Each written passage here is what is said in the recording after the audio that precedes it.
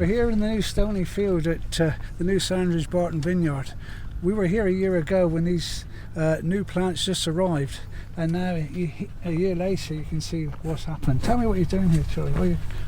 With my humble partner, Mike. We are just de-weeding at the moment, so if there's anything long like down the under vine canopy, then we will just take them up by hand, put them in here and then dispatch them accordingly over there.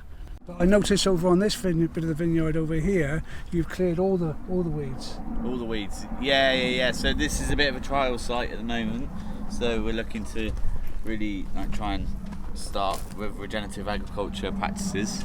So this is going to be a lot less of like the spray regime, and we're just going to try and farm it more sustainably for the future, basically. Brilliant. And remind me, in this sort of area vineyard here, you've got 3 or 4 different grape varieties planted or clones planted. So 3 different varieties. We've got Pinot Noir over by that hedgerow, and then we come into Chardonnay, and then we've got a little bit of Pinot Meunier down there.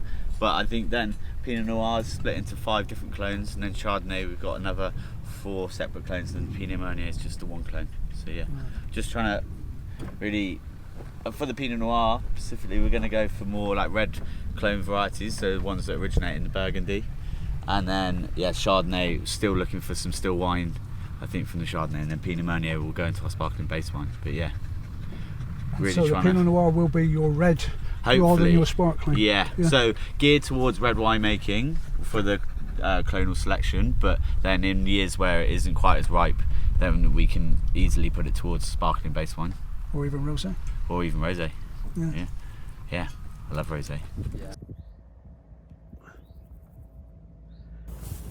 It's actually more interesting in some ways to see it now rather than in sort of September, October, when there's loads of grapes on the vine, because actually there's too much.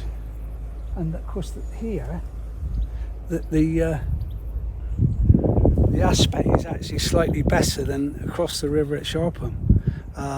You've got all of the vineyard sort of getting almost a full day sunshine. Where over at Sharpham there are parts of the vineyards that only got sort of 4 hours or 5 hours sunshine rather than 6, 7 or 8 sunshine.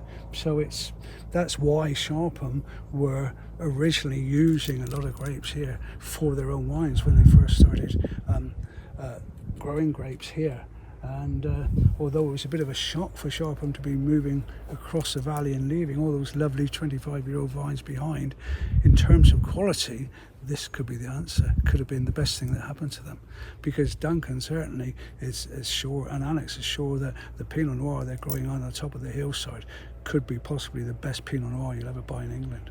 So we're all hopeful.